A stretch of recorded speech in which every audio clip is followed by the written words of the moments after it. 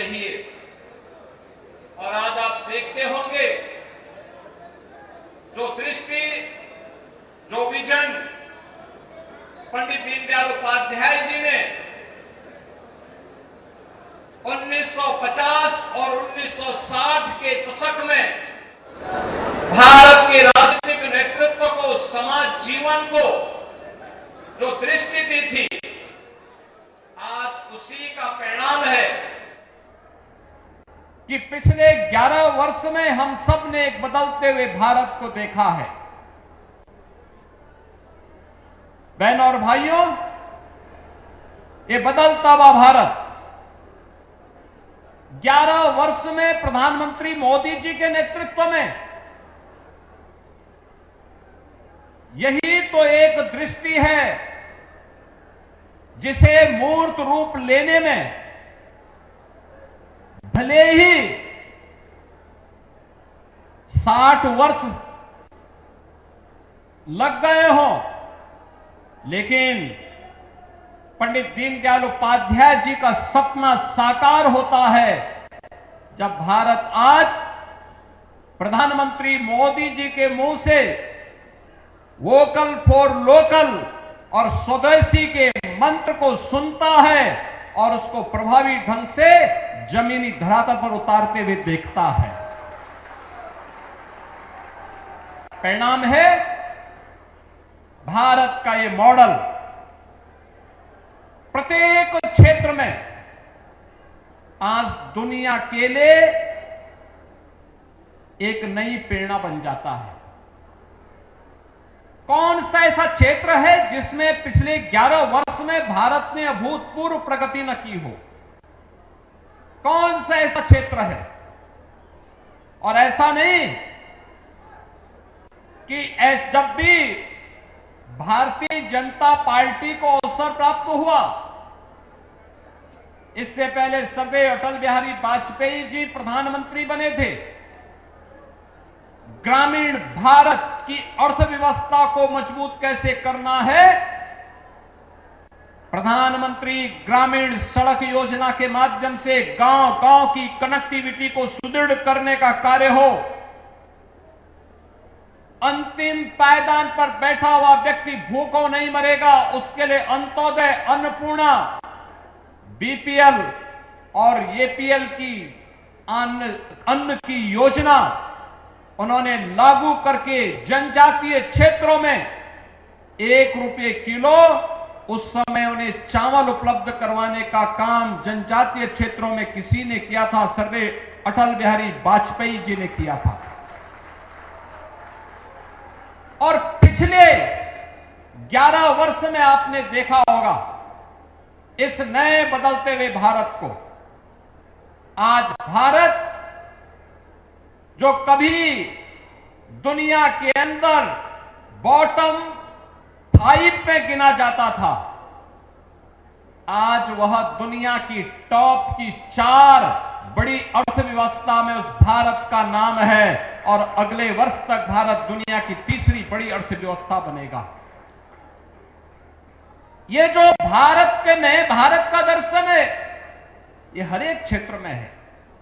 क्या विरासत में, क्या विकास में, क्या युवाओं के कल्याण के लिए की गई और उनके उत्थान के लिए बनी हुई योजनाओं में हो, क्या अन्नदाता किसानों के हित के लिए बनाई गई योजनाएं,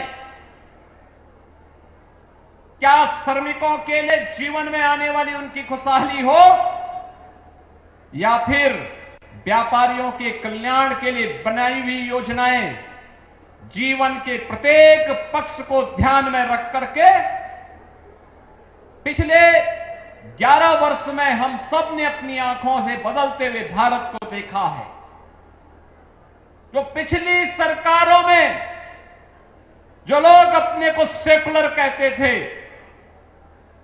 उनकी सरकारों में जो भारत को दुनिया की एक ताकत बनाने का जो असंभव सा शब्द जुड़ा हुआ था, इस असंभव को संभव बनाने का काम पिछले 11 वर्ष में प्रधानमंत्री मोदी जी ने पंडित दीनदयाल उपाध्याय जी के मंत्र को आत्मसात करते हुए उसको प्रभावी ढंग से संभव बनाने का काम किया है।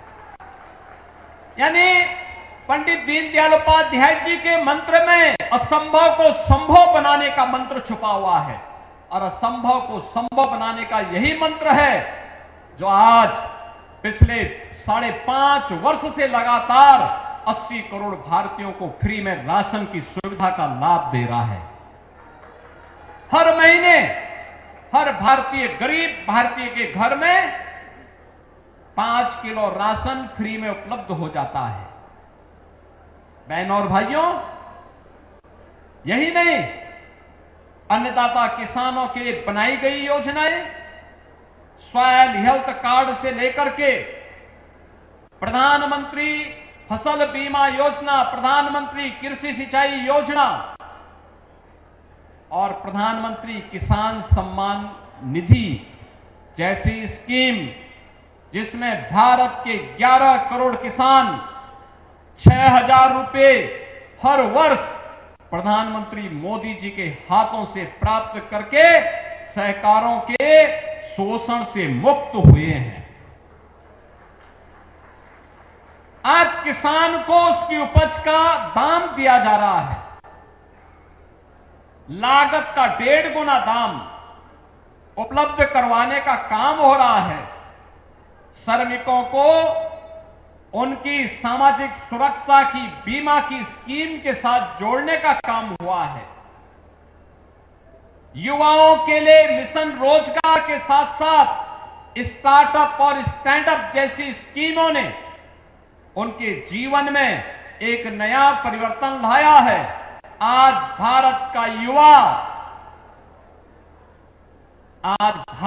युवा जॉब सीकर नहीं बल्कि जॉब क्रिएटर बनकर के दुनिया के युवाओं को नौकरी देने का मादा रखता है, उस प्रकार की क्षमता रखता है। नारी गरिमा की रक्षा करने के लिए पिछले 11 वर्ष में हम सब ने देखा है कैसे परिवर्तन आया। बेटी बचाओ बेटी पढ़ाओ का कार्यक्रम हो, मातृ वंदना का कार्यक्रम हो, फिट इंडिया मूवमेंट का कार्यक्रम हो, खेलो इंडिया खेलो का कार्यक्रम हो, या नारी शक्ति बंधन अधिनियम के माध्यम से नारी गरिमा की सुरक्षा, उसके सम्मान और उसके स्वावलंबन के लिए चलने वाले अनेक कार्यक्रम, जिसका एक मॉडल अभी कुछ देर पहले यहां पर मैं दीनदयाल धाम में भी देख करके आ रहा हूं। कैसी सैकड़ों की संख्या में बहनें रेडीमेड गारमेंट्स के माध्यम से अपने जीवन को स्वावलंबन के मार्ग पर प्रशस्त करते हुए अन्यों के लिए प्रेरणा बनी हुई है। गौ आधारित खेती इस स्वदेशी का बेहतरीन मॉडल है। स्वदेशी है तो हम सशक्त हैं, स्वदेशी है तो स्वावलंबन भी है, स्वावलंबन है तो स्वाधीनता हमारी बनी हुई है, स्वाधीनता बनी हुई है तो हमें सशक्त होने से दुनिया की कोई ताकत रोक नहीं सकता है। और यही पंडित दीनदयाल उपाध्याय जी का मंत्र था। याद करिए ना, लोग कहते थे क्या कश्मीर में धारा 370 हट पाएगी? हम तब भी नारा देते थे, जहां है बलिदान मुखर्जी वह कश्मीर हमारा है। हर भारतीय जनसंघ का, हर भारतीय जनता पार्टी का कार्यकर्ता अपने संस्थापकों के द्वारा दे गए उस मंत्र को लेकर के, जो डॉक्टर श्यामा प्रसाद मुखर्जी ने 1952 में जो मंत्र देश को दिया था, पंडित दीनदयाल उपाध्याय जी ने जो हुंकार उस समय भरी थी,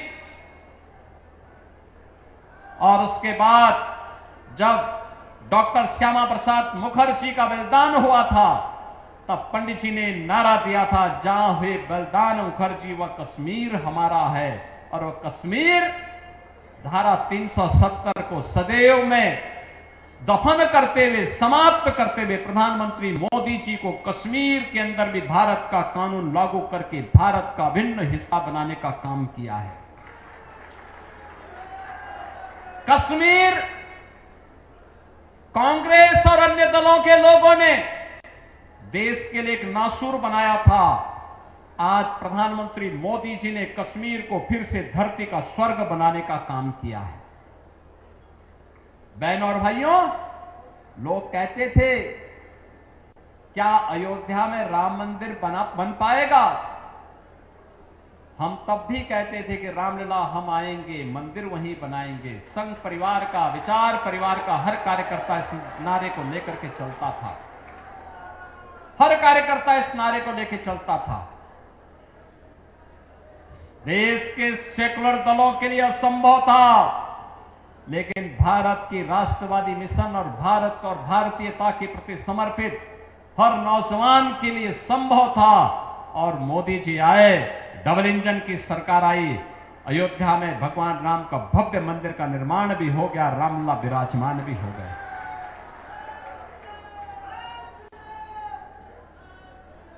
जो उनके लिए संभव था वह मोदी जी के नेतृत्व में पंडित दीनदयाल उपाध्याय जी की दृष्टि ने उसे संभव बना करके भारत को भारतीय दृष्टि के साथ जोड़ने का काम किया है।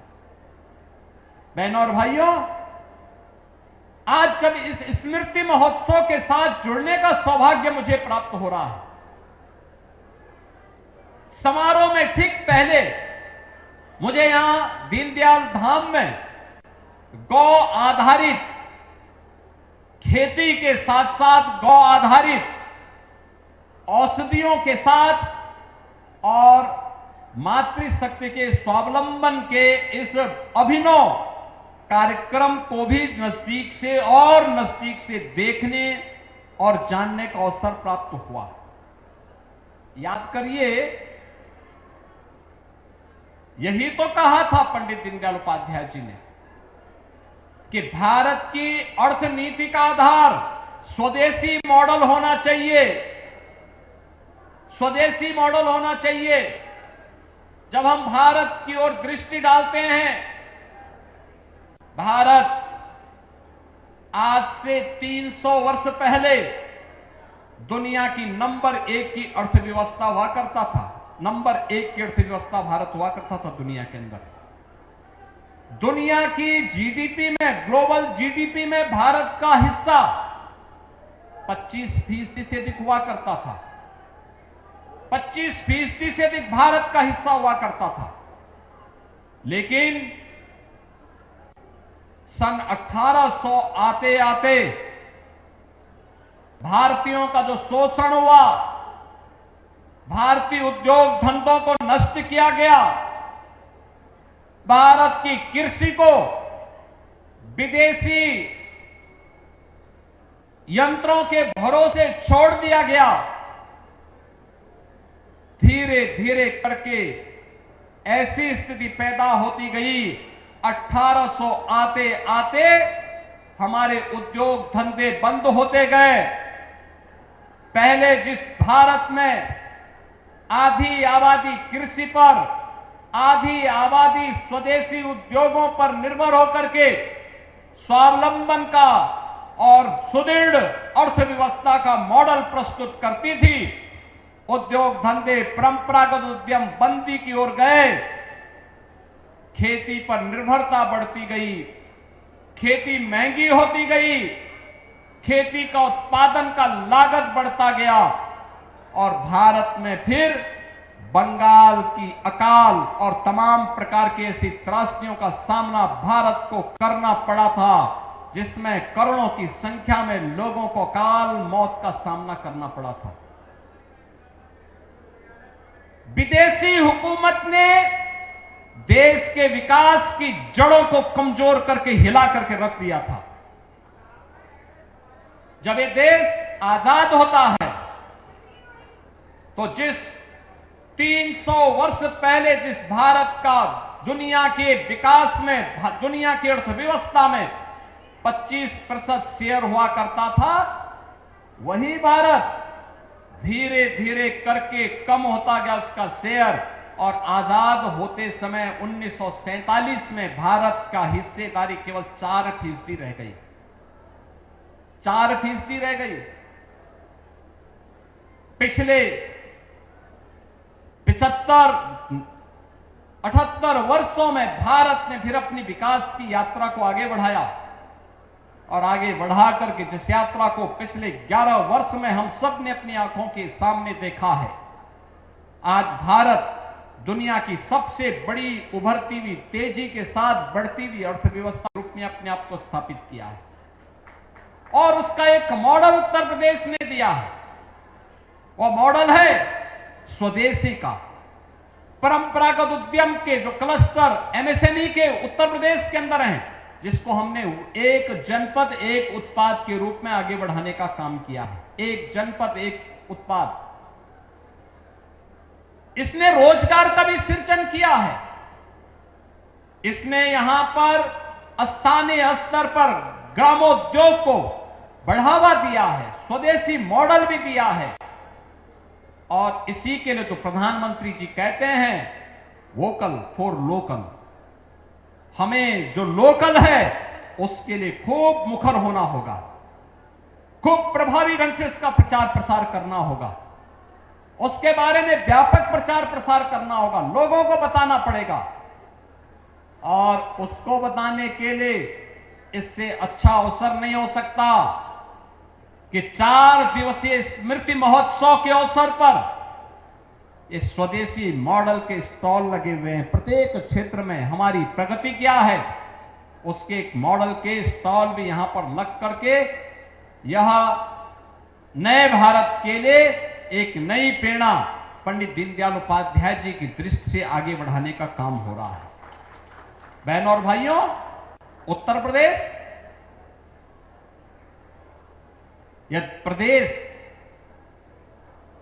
जब यह देश आजाद हुआ था, देश का सबसे संपन्न राज्यों में गिना जाता था। देश की अर्थव्यवस्था में उत्तर प्रदेश का शेयर 14% हुआ करता था, लेकिन यह घटता गया, धीरे धीरे करके घटता गया। उत्तर प्रदेश जो नंबर 1 की अर्थव्यवस्था 1947 से 1960 के बीच था, हम लोग जब 17 में आए तब उत्तर प्रदेश देश की 7वीं 8वीं अर्थव्यवस्था रह गया था। और पिछले 8 वर्ष के अंदर प्रधानमंत्री मोदी जी के मार्गदर्शन में जो एक नए सिरे से कार्य होना प्रारंभ हुआ है, आज उसका परिणाम है कि उत्तर प्रदेश के अंदर इन 8 वर्षों में हम उत्तर प्रदेश को फिर से देश की नंबर 2 की अर्थव्यवस्था बनाने में सफल हुए हैं। ये नंबर 2 की अर्थव्यवस्था बनाने का जो योगदान है, इसमें जो महत्वपूर्ण भूमिका का निर्वहन जिन कार्यों से हुआ है, उनमें से एक है 1 डिस्ट्रिक्ट 1 प्रोडक्ट की योजना, 1 डिस्ट्रिक्ट 1 प्रोडक्ट की स्कीम, यानी जिसके एक जनपद एक उत्पाद का ये एक स्वदेशी मॉडल है। हमारा हस्तशिल्पी, हमारा कारीगर जो भी उत्पाद बनाता है, अगर हम उसको खरीदते हैं, उसके लिए बाजार उपलब्ध करवाते हैं, तो हमारा पैसा हमारे हस्तशिल्पी और कारीगरों के जेब में जाएगा, वह देश के विकास में लगेगा। अगर हम विदेशी वस्तु खरीदते हैं, उसका मुनाफा विदेशों में जाएगा, और फिर वही मुनाफा भारत के अंदर आकर के आतंकवाद के खिलाफ, उग्रवाद के खिलाफ, आतंकवाद के खिलाफ इस्तेमाल हो सकता है। इसीलिए कहा जा रहा है कि स्वदेशी वस्तुओं को हमें खरीदना चाहिए। उसको हम खरीदेंगे, हमारा पैसा हमारे देश में हमारे ही हस्तशिल्पी और कारीगरों की खुशहाली का आधार बनेगा, और खुशहाली का आधार बनकर के भारत को समृद्ध और सशक्त बनाने में योगदान देगा। लेकिन अगर हमारा पैसा विदेशी कमा करके, मुनाफा कमा के लेता है, तो मान करके चलिए कि हमारे ही पैसे का इस्तेमाल हमारे खिलाफ साजिश रचने के लिए, कहीं आतंकवाद में, कहीं नक्सलवाद में, कहीं उग्रवाद में इस पैसे का दुरुपयोग होगा और फिर भारत को कमजोर करने की वे सभी षड्यंत्र इसके माध्यम से होंगे। और इसी के लिए आज हम सब आपसे कहने के लिए भी आए हैं। पर्व और त्योहार आने वाले हैं। 4 दिनों तक स्मृति महोत्सव चलेगा और 4 दिनों के बाद 5वें दिन यानी 22 सितंबर शारदीय नवरात्रि का पहला दिन होगा और शारदीय नवरात्रि की प्रथम तिथि से लेकर के 9वीं तक जगत जननी मां भगवती के अनुष्ठान की नवरात्रि के आयोजन और नवरात्रि के बाद फिर विजयादशमी, ये क्रम चलेगा, ये क्रम चलेगा। और इस क्रम के साथ जुड़ते हुए विजयादशमी के अवसर पर, दीपावली के अवसर पर, नवरात्रि के अवसर पर हर भारतीय और हर सनातन धर्मावलंबी अपने किसी भी मेहमान के साथ, किसी भी अतिथि के साथ जुड़ता है तो गिफ्ट स्वरूप कुछ देना चाहता है तो हमारा प्रयास होना चाहिए कि हम स्वदेशी वस्तु को ही उन्हें गिफ्ट के रूप में प्रदान करें। आप किसी के घर में जाते हैं, अगर यहां के हस्तशिल्पी और कारीगरों के द्वारा बनाए गए उत्पाद को, उनके प्रोडक्ट को गिफ्ट के रूप में देते हैं तो वह उसको भी अच्छा लगेगा, उसमें स्वदेशी का भाव भी होगा, वह पैसा हमारे हस्तशिल्पी और कारीगरों के पास जाएगा। हम यहां मथुरा में हैं, मथुरा में किसी से मिलने के लिए जा रहे हैं, दीनदयाल धाम में बने हुए गौ उत्पाद को अगर हम किसी को गिफ्ट के रूप में देते हैं तो उससे उसका लाभ ही होगा और उसका लाभ के साथ साथ इस उत्पाद का प्रचार भी होगा। यानी दोनों प्रकार से, और गौरक्षा का कार्यक्रम भी आगे बढ़ेगा, गौ मैया की भी कृपा बनेगी। ये मॉडल हमें अपनाना पड़ेगा। 17 के पहले मैं देखता था, पर्व और त्योहार के पहले चीन का उत्पाद हमारे बाजार में छा जाता था, लेकिन 17 के बाद जब 1 डिस्ट्रिक्ट 1 प्रोडक्ट आया, एक जनपद एक उत्पाद की योजना हमने लागू की, आज पर्व और त्योहारों में उत्तर प्रदेश का हर नागरिक अपने अतिथि को, अपने मित्र को, अब किसी के जन्मदिन पर, किसी के शादी ब्याह में कोई भी गिफ्ट देता है तो गिफ्ट क्या देता है?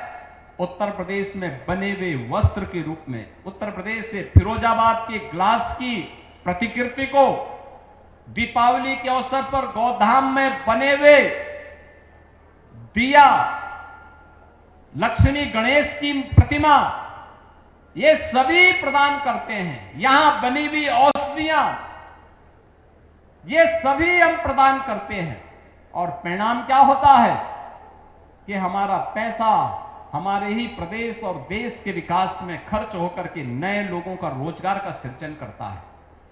एक जनपद एक उत्पाद योजना में आज 96 लाख यूनिट काम कर रही हैं और 2 करोड़ से अधिक लोगों को उत्तर प्रदेश के अंदर इसके माध्यम से नौकरी और रोजगार की गारंटी मिली है।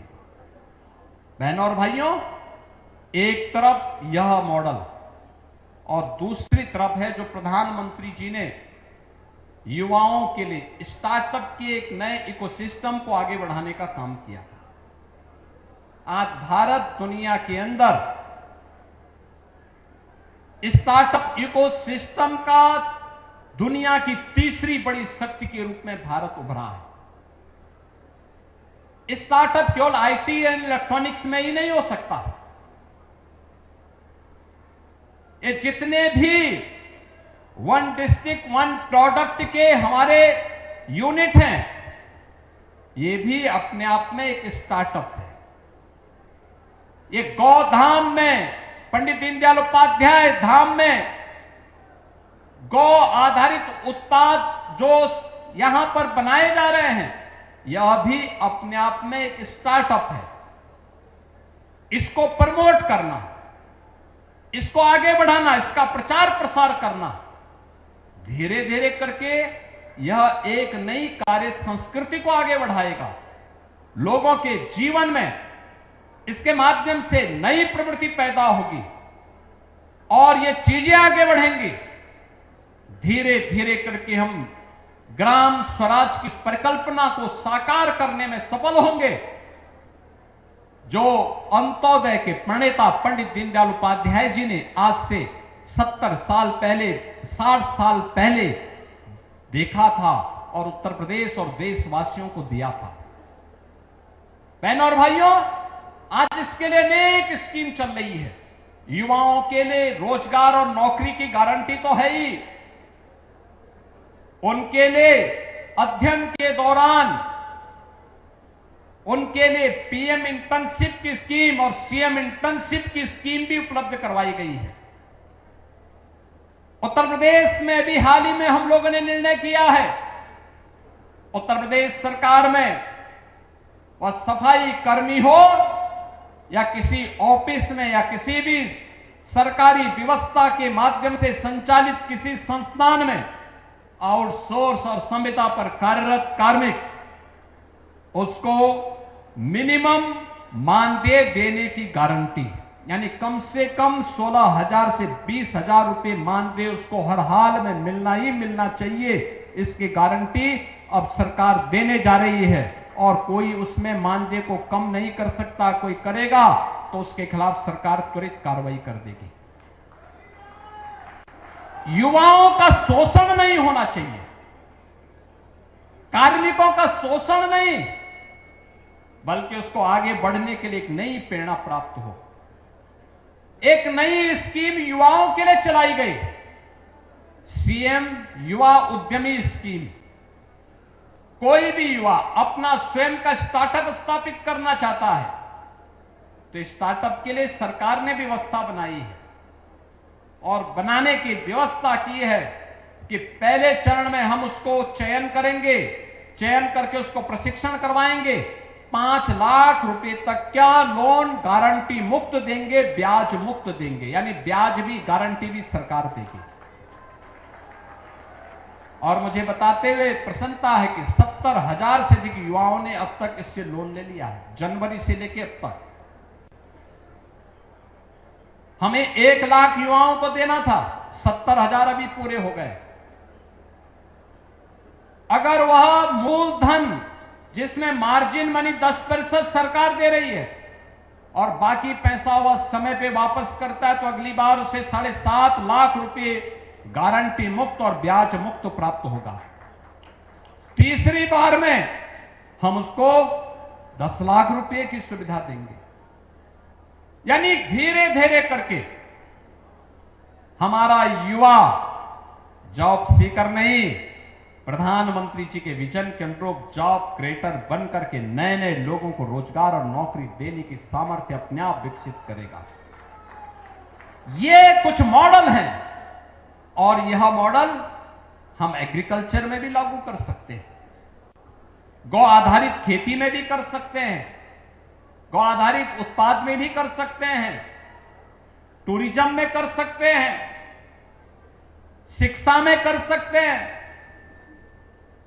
वन डिस्ट्रिक्ट वन प्रोडक्ट से जुड़े हुए उत्पाद में कर सकते हैं।